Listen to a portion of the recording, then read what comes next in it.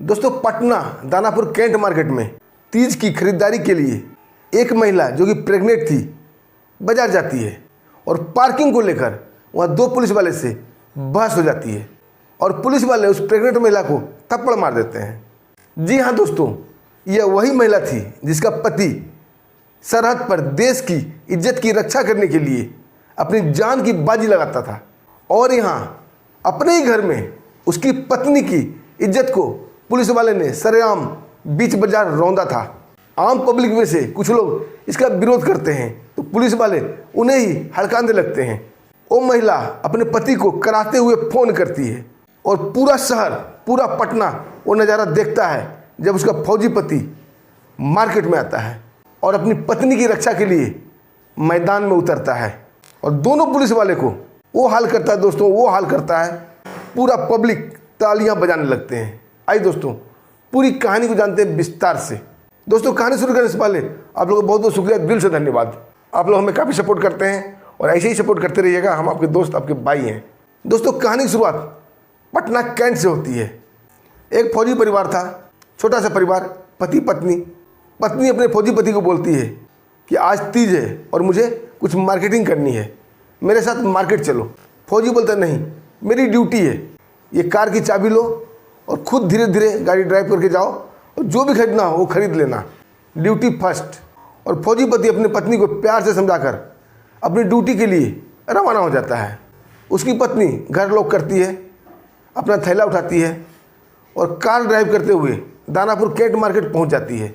दोस्तों मार्केट में बहुत भीड़ थी, लोग तरह तरह की शॉपिंग कर रहे थे, महिलाओं की भीड़ भरी पड़ी थी और इस भीड़ को कंट्रोल करने के लिए कई पुलिस वाले भी वहाँ दिख रहे थे जो भीड़ को कंट्रोल नहीं कर रहे थे बल्कि दुकान वाले से पैसा वसूल रहे थे और इस भीड़ का नाजायज़ फ़ायदा उठा रहे थे। तभी वो फौजी की पत्नी धीरे धीरे कार चलाते हुए उस मार्केट में जाती है और कार को एक जगह रोककर इधर उधर देखने लगती है ताकि वो कार को पार्क कर सके। उसे एक जगह खाली दिख जाती है और धीरे से जाके वो कार को वहाँ पे पार्क कर देती है। दोस्तों कार पार्क करके गेट खोलती है, अपना थैला उठाती है और बाहर निकलती है। तभी दो पुलिस वाले पलक झपकते ही वहाँ पहुँच जाते हैं और एक हड़काते हुए बोलता है, ओ मैडम कार यहाँ मत लगाना, ये हमारी गाड़ी के लिए पार्किंग है, यहाँ हम लोग गाड़ी लगाते हैं, यहाँ आम पब्लिक गाड़ी नहीं लगा सकता। वो फौजी की पत्नी बड़ा ही रिक्वेस्ट से बोलती है, भैया बस थोड़ी देर की बात है, मुझे एक दो आइटम ही लेना है, बस कुछ ही देर में मैं अपना सामान ले लूँगी और मैं कार लेके चली जाऊँगी। लेकिन दूसरा पुलिस वाला अकड़ते हुए बोलता है, एक बार तुम्हें बोल दिया तो बोल दिया, समझ में नहीं आता है? अरे मैं हिंदी में समझा रहा हूँ, क्या तुम्हें हिंदी नहीं आती? या अंग्रेजी में समझाऊँ या पुलिसिया भाषा में समझाऊँ? दोस्तों पुलिसिया भाषा की बात सुनकर वो महिला उस पुलिस वाले का मुंह देखने लगती है। तभी पहला पुलिस वाला बोलता है, अरे हमारा मुंह क्या देख रही है, हमें खाएगी क्या? हटाओ गाड़ी यहाँ से और जाओ जल्दी से। तभी वो महिला फिर से एक बार रिक्वेस्ट करती है कि भैया मेरे पति भी फौज में हैं, वो भी वर्दी पहनते हैं, थोड़ा मेरा सपोर्ट करो, मैं प्रेग्नेंट हूँ, मुझसे ज़्यादा इधर उधर नहीं किया जा रहा है, बस थोड़ी देर की बात है। लेकिन दूसरा पुलिस वाला बोलता है, तू प्रेग्नेंट हो या फौजी की पत्नी हो या प्रधानमंत्री की बहू हो, उससे मुझे कोई लेना देना नहीं, गाड़ी यहाँ नहीं लगाएगी। तभी वो महिला बोलती है, भैया अगर थोड़ी देर में गाड़ी यहाँ लगा लूँगी तो आपका क्या बिगड़ जाएगा? दोस्तों ये बात सुनते ही वो पुलिस वाला आगे बढ़ता है और जोरदार थप्पड़ उस महिला को मार देता है और बोलता है, एक बार तुम्हें समझ में नहीं आता, हमने कह दिया सो कह दिया, तुम पुलिस वाले से मुँह लगाएगी, तुम्हारी इतनी हिम्मत? दोस्तों वो महिला थप्पड़ खा के गिर जाती है क्योंकि वो प्रेग्नेंट थी और काफ़ी परेशान भी थी। महिला नीचे गिरती है, उसके साथ कार की चाबी और थैला इधर उधर बिखर जाता है।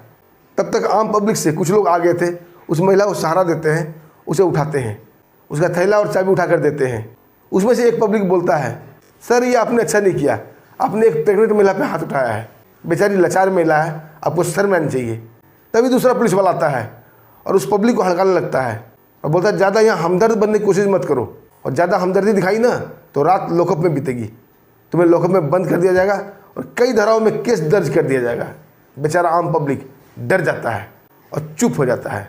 तभी एक बुजुर्ग सामने आता है, उस महिला के पास जाता है और बोलता है, बेटी तुम्हें ज़्यादा चोट तो नहीं लगी? महिला कुछ भी नहीं बोलती है और धीरे से अपना फ़ोन निकालती है और अपने पति को सारी बात विस्तार से बताती है।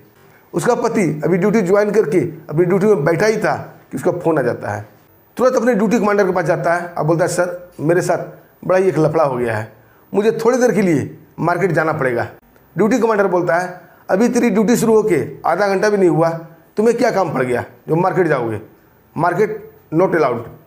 तभी वो फौजी बताता है कि सर मेरी पत्नी तीज की मार्केटिंग के लिए कैंट मार्केट में गई थी, वहाँ 2 पुलिस वाले ने उसके साथ बदतमीजी की, उसे थप्पड़ मारा है और मेरी पत्नी पहले से परेशान है और प्रेग्नेंट भी है। दोस्तों ये सुनकर कमांडर का खून खोल जाता है और उस फौजी को अलाउ कर देता है कि तुम जाओ मार्केट। उसके साथ साथ उसे बोलता है तुम फौजी जीप लेकर जाओ और हो सके तो दोनों पुलिस वाले को उठा के यहाँ ले जाना, नहीं तो चलो मैं भी तुम्हारे साथ चलता हूँ। दोस्तों फिर क्या था, 1 से 2 हो जाते हैं और ड्यूटी कमांडर जीप ड्राइव करने लगता है और फौजी बगल में बैठ जाता है। दोस्तों 10 मिनट भी नहीं लगे थे कि पत्नी के द्वारा भेजे गए लोकेशन पर वहाँ पहुँच जाता है।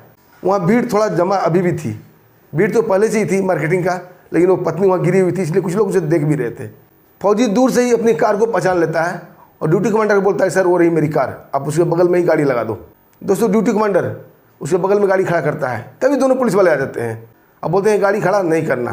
तभी फौजी नीचे उतरता है और अपनी पत्नी को सहारा देता है और अपनी गाड़ी में बैठाता है और जोर से चिल्लाते हुए बोलता है किसकी हिम्मत हुई जिसने मेरी पत्नी के ऊपर हाथ उठाने की कोशिश की है? तभी वो पुलिस वाला बोलता है अच्छा तो ये तुम्हारी पत्नी है, तभी मैं कहूँ कि तुम यह गाड़ी क्यों खड़ा कर रहे हो, यानी पति पत्नी दोनों बदतमीज हो। अरे ये जगह पुलिस वाले के पार्किंग के लिए है, न कि तुम लोगों के लिए। दोस्तों फौजी को देखकर आम पब्लिक वहाँ जमा होने लगती है, वो लोग समझ जाते हैं कुछ न कुछ लफड़ा होने वाला है। तभी वो फौजी बड़ा ही रिस्पेक्ट से बोलता है क्या आपने इनके साथ बदतमीजी की है? तभी दूसरा पुलिस वाला करते हुए बोलता है हाँ हमने ही की है, लेकिन हमने बदतमीजी नहीं की है, हमने मैडम को पहले बताया था यहाँ पार्किंग नहीं करना, लेकिन ये हमसे उलझ पड़ी, इसलिए इन्हें सबक सिखाया मैंने। दोस्तों ये सुनते ही फौजी का पारा 7वां आसमान पा जाता है और जोरदार गुस्सा उसके मुंह पे मारता है और उस पुलिस वाले के ओठ फट जाते हैं और 2 दांत सीधे रोड पर गिर जाते हैं और धड़ाम से वो पीठ के बल नीचे गिर जाता है। दोस्तों ये देख दूसरा पुलिस वाला डंडा लेकर उसके ऊपर झपटता है। तब तक फौजी अलर्ट हो चुका था, वो डंडा को अपने दोनों हाथ से पकड़ता है और जोरदार लात दूसरे पुलिस वाले के पेट में मारता है। वो भी पेट पकड़कर कराते हुए नीचे गिर जाता है। तब तक जिसके दांत टूटे थे वो पहला पुलिस वाला उठकर तैयार हो जाता है और झपट कर फौजी के पीछे से उसे गले पर प्रहार करता है, उसका गला जोर से दबाने लगता है। लेकिन फौजी तो फौजी था, वो उसका हाथ पकड़ता है, अपने आप को झुकाई देता है और पीठ के बल उसे उठाकर पटक देता है। दोस्तों ये देख आम पब्लिक जोर जोर से सीटी बजाने लगते हैं और जय हिंद के नारे वहाँ गूंजने लगते हैं। दोस्तों दोनों पुलिस वाले जमीन पर गिरे हुए थे और फौजी बूट से प्रहार कर रहा था। दोनों पुलिस वाले की चीख बुलंद हो रही थी, दोनों करा रहे थे, चीख रहे थे और मदद की गुहार कर रहे थे, लेकिन आम पब्लिक में से कोई भी उनकी मदद को नहीं आया। तभी वो ड्यूटी कमांडर नीचे उतरता है और दोनों पुलिस वाले का कॉलर पकड़ता है और उन्हें खड़ा करता है और अपने फौजी से बोलता है इसे कैंट में ले चलते हैं ताकि इसके अफसर को ये पता चले कि वर्दी के रोब में क्या क्या गुल खिलाते हैं, और जब तक वो इन्हें छुड़ाने नहीं आएंगे तब तक इन्हें हम छोड़ेंगे नहीं। और दोस्तों दोनों पुलिस वाले को बोरे की तरह उठाकर पुलिस जीप में डाल दिया जाता है और ड्यूटी कमांडर दोनों पुलिस वाले को लेकर कैंट में चला जाता है और फौजी अपनी पत्नी को लेकर घर आ जाता है। घर अपनी पत्नी को छोड़ता है और फिर ड्यूटी के लिए निकल जाता है। दोस्तों कैंट के अंदर जैसे ही 2 पुलिस वाले को लेकर ड्यूटी कमांडर घुसता है, वहाँ के सूबेदार मेजर पूछते हैं अरे पुलिस वाले को क्यों लेके आए यहाँ? और ड्यूटी कमांडर पूरी कहानी बता देता है सर ये दोनों पुलिस वाले अपने जवान के साथ बदतमीजी की है, उसकी प्रेग्नेंट पत्नी को मारा है। दोस्तों सूबेदार मेजर आदेश देते हैं दोनों पुलिस वाले को यहाँ एक पेड़ से बांध दो, जब तक इसके ऑफिसर आएंगे तभी नहीं छोड़ा जाएगा। दोस्तों फिर क्या था, उसे एक पेड़ से बांध दिया जाता है। इधर आम पब्लिक में से कोई थाने को फ़ोन कर देता है कि तुम्हारे पुलिस वाले को 2 फौजी उठाकर ले गए। थाने का एक दरोगा आनन फानन में घटनास्थल पर पहुंचता है। जब पब्लिक के द्वारा उसे सारी बात का संज्ञान होता है तो वो काफ़ी शर्मिंदा होता है, लेकिन उसकी हिम्मत नहीं पड़ रही थी अकेले कैंट के अंदर जाने का, क्योंकि वो जानता था कि अगर फौजी के दिमाग फिर गया तो हमारे साथ भी सही व्यवहार नहीं होगा, क्योंकि दोनों पुलिस वाले ने काफ़ी गलती की थी। दोस्तों दरोगा सीधा एसपी साहब को फ़ोन कर देता है कि साहब ऐसी ऐसी बात है, और दोनों पुलिस वाले को कैंट में लेकर फौजी चले गए हैं, अब क्या करें। दोस्तों ये सुनकर एसपी साहब तो पहले दरोगा को डांटते हैं कि तुम्हारे पुलिस वाले की हर जगह बदतमीजी सुनने को मिलती है। अरे एक फौजी भी वर्दी पहनते हैं और एक पुलिस वाले भी वर्दी पहनते हैं, लेकिन फौजी की शिकायत कभी भी नहीं मिलती है और पुलिस वाले की आए दिन शिकायत मिलती है, घूस लेने का, पैसा लेने का, लोगों के ऊपर डराने धमकाने का। आखिर क्या कमी है हमारी ट्रेनिंग में? दोस्तों दरोगा के बोल नहीं फूटते हैं, लेकिन धीरे से बोलता है सर अभी तो मामला संभालना ही होगा। एसपी साहब बोलते ठीक है मैं आ रहा हूँ, और एसपी साहब अपने दल बल के साथ वहाँ थाने पहुँचते हैं और दरोगा को साथ लेकर सीधा कैंट के अंदर जाते हैं। दोस्तों जैसे ही कैंट गेट पर पुलिस की जीप पहुँचती है वहाँ जवान जो खड़ा था ड्यूटी पर उन्हें रोकता है। एसपी साहब बड़ा ही अदब से बोलते हैं कि जवान आप अपने ऑफिसर को फ़ोन करो, मैं एक आईपीएस अधिकारी हूँ और अपने दोनों जवान को छुड़ाने आया हूँ। वो जवान तुरंत इंटरकॉम पर अपने अधिकारी को बता देता है। एसएम साहब बोलते हैं ठीक है, आईपीएस साहब को अंदर आने दो। जो फौज के जवान ड्यूटी पर था बड़ा ही रिस्पेक्ट से एसपी साहब को सैल्यूट मारता है, बोलता है सर आप अंदर जा सकते हैं। और एसपी साहब गाड़ी अंदर प्रवेश करती है और सामने एसएम साहब आते दिखते हैं। दोस्तों एसपी साहब नीचे उतरते हैं और एसएम साहब के सामने जाते हैं। दोनों आपस में सैल्यूट का आदान प्रदान होता है और एसपी साहब बोलते हैं कि हमारे जवान से, हमारे पुलिस वाले से बदतमीजी हो गई है, इन्हें मैं सजा दूंगा, प्लीज़ आप इन्हें छोड़ दीजिए। एसएम साहब बोलते हैं सर मैंने इनके साथ कोई भी गलत व्यवहार नहीं किया है, बस सिर्फ इन्हें कानून के साथ साथ इंसानियत की पाठ पढ़ाने के लिए मेरे जवान इसे उठाकर यहाँ ले आए हैं। क्योंकि कानून के पाठ इन्हें तो ट्रेनिंग में पढ़ाया गया है, लेकिन ये भूल चुके हैं। आज इन्हें कानून के साथ साथ इंसानियत के पाठ भी पढ़ाया गया। दोस्तों एसपी साहब एसएम साहब को थैंक यू बोलते हैं और दोनों पुलिस वाले को अपनी गाड़ी में बिठाकर उसे थाने ले आते हैं।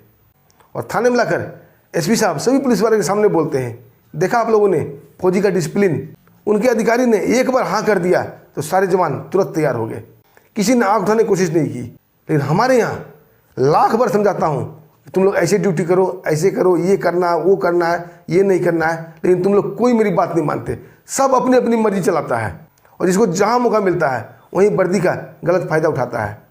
अरे कुछ तो सीखो, तुम भी वर्दी पहनते हो और फौजी भी वर्दी पहनते हैं, उन्हें कितना सम्मान मिलता है, आम पब्लिक उसे सर आँखों पर उठा कर रखती है। दोस्तों ये सुनकर पुलिस वाले काफ़ी शर्मिंदा होते हैं और एसपी साहब दोनों को चेतावनी देते हुए छोड़ देते हैं कि दोबारा अगर कभी कोई गलती हुई या कोई शिकायत देखने को मिला तो मुझसे बुरा कोई नहीं होगा। अरे अपनी वर्दी का ख्याल रखो, वर्दी की इज्जत करना सीखो। और दोनों पुलिस वाले एसपी साहब से माफ़ी मांगते हैं कि साहब आज के बाद कभी भी आपको शिकायत का मौका नहीं मिलेगा, और दोनों वहाँ से चले जाते हैं। दोस्तों कहते हैं ना, फौजी सिर्फ बॉर्डर पर जंग नहीं लड़ता, अपने घर वालों के लिए भी जंग लड़ता है और लड़ना भी चाहिए। दोस्तों आपको क्या कहना है इस कहानी पर? एक छोटा सा कमेंट जरूर कीजिएगा कि फौजी ने सही किया या गलत किया। और आप भी फौजी को पसंद करते हैं तो वीडियो को लाइक कीजिएगा, चैनल को सब्सक्राइब भी कीजिएगा। और दोस्तों अब हमें आज्ञा दीजिए, फिर मिलते हैं एक शानदार ऐसी ही कहानी के साथ। तब तक के लिए नमस्कार, जय हिंद, जय भारत।